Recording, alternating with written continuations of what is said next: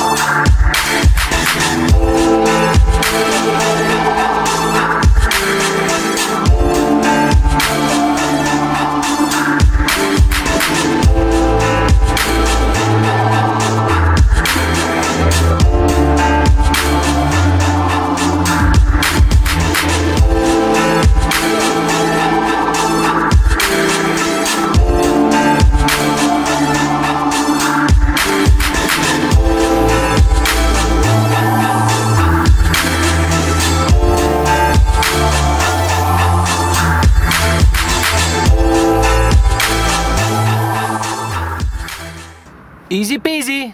Viel Spaß beim Nachbauen.